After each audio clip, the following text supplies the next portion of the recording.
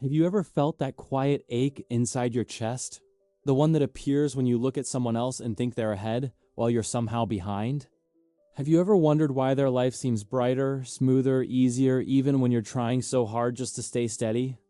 Maybe you've compared your steps, your dreams, your mistakes, and believed the story that you're less.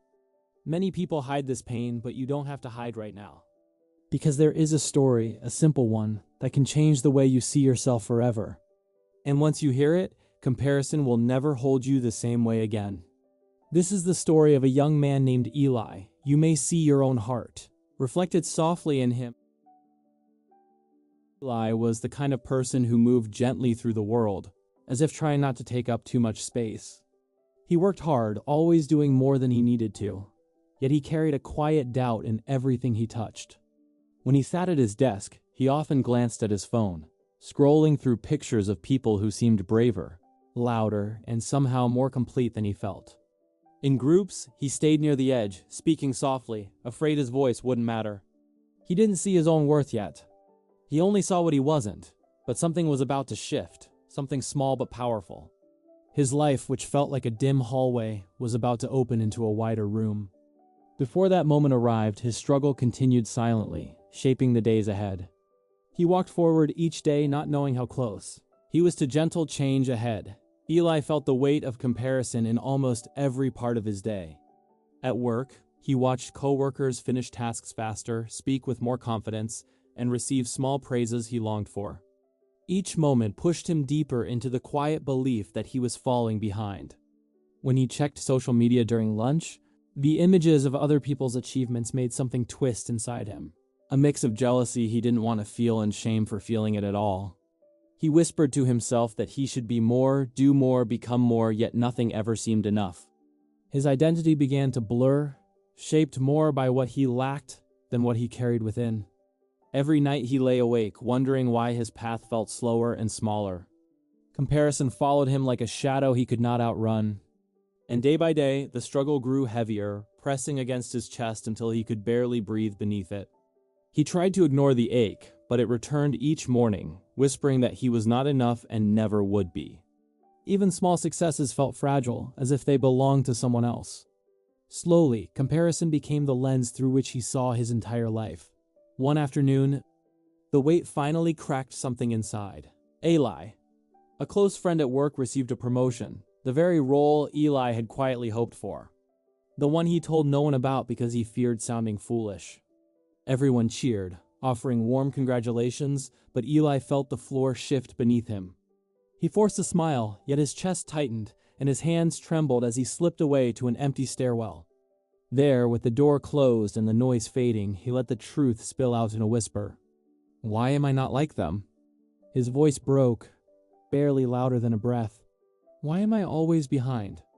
Tears slid down his face, not just from disappointment, but from the old belief rising again. The belief that he was somehow built smaller, weaker, less deserving. He pressed his palms to his eyes, trying to stop the ache, but it only grew sharper. He didn't know that in this fragile moment he wasn't alone. Someone had heard his quiet question, someone who understood the pain behind it. The truth he was about to learn stood in gentle contrast to everything he believed about himself. And slowly, footsteps approached, bringing the mentor into his story. Eli didn't notice the elderly gardener walking by, carrying a small basket of tools and the scent of fresh soil. The man paused when he saw Eli sitting alone on the stairwell step outside the building, shoulders trembling, face buried in his hands. He didn't speak at first. He simply lowered himself beside Eli with the slow, careful movement of someone who had seen many quiet heartbreaks before. His presence felt calm, like a soft morning breeze settling over a restless night. When Eli finally lifted his head, eyes red and tired, the gardener offered him a gentle nod, not asking what was wrong, not demanding any explanation. Instead, he spoke one simple line, his voice warm and steady. "You know," he said, looking toward the small courtyard garden nearby, "nothing in nature grows by comparing itself." The words hung in the air, soft but unmistakably true. Eli blinked, confused yet curious, sensing a direction he had never considered. The gardener was about to share a lesson Eli would never forget. And that lesson lived inside a simple metaphor waiting just beyond the doorway of this moment. The gardener motioned for Eli to follow him into the small courtyard. They walked in silence until they reached a tall tree stretching its branches toward the gentle sky. Beside it lay a small pond where bright fish glided beneath the surface, moving with quiet confidence in their own world. The gardener rested a hand on the tree's rough bark. "Look at this," he said softly. "This tree never looks at those fish and wishes to swim. And those fish never stare up at this tree wishing to touch the clouds." Eli watched the ripples dance across the water. The gardener continued, his voice like slow sunlight. "Everything in nature grows according to its own design. The tree rises. The fish moves with the water. Neither questions its worth. Neither tries to grow like the other."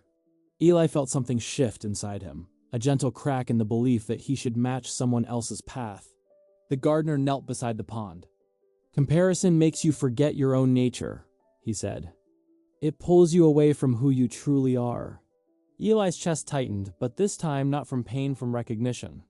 He realized he had been judging himself through the wrong eyes all along, and that realization began to wake something new within him. Eli stood quietly beside the pond, letting the gardener's words settle deep into the places he had kept hidden. He thought about all the years he spent pushing himself to fit shapes that were never his, measuring his worth against people walking completely different paths. He remembered mistakes that had haunted him, moments he believed proved he was less, and the slow progress he was always ashamed of. Now, with the tree and the fish before him, he felt something soften. He realized he had been forcing himself to grow like someone else's tree, stretching in directions that were never meant for him. The old identity that whispered he wasn't enough began to loosen its grip. A quieter awareness rose inside him, inviting transformation. As Eli stepped back from the pond, he felt a warmth he hadn't noticed before, a quiet shift in the way he saw himself. He began to notice small strengths he had always ignored, his patience, his gentleness, the way he listened deeply. For the first time, these qualities felt real, not lesser. His inner voice softened, no longer sharp or demanding, but curious and kind. He breathed slowly, letting peace move through him like soft morning light. A simple truth rose inside him. He was allowed to grow his way, at his pace. And he felt a new calm rising. If you feel behind, breathe for a moment. You are not a tree trying to swim, and you are not a fish trying to touch the sky. Your worth is not measured by someone else's pace or direction. Your path is yours alone, shaped by quiet strengths you may not see yet. Comparison may have told you a painful story, but it was never the truth. You are allowed to grow differently. You are allowed to grow slowly. And you are allowed to become exactly who you were meant to be. If this story touched something quiet inside you, share it with someone who might need the same gentle reminder. Let it travel softly to another heart. And remember, you are enough exactly as you are, growing in your own way. Thank you for listening, and take care of your light.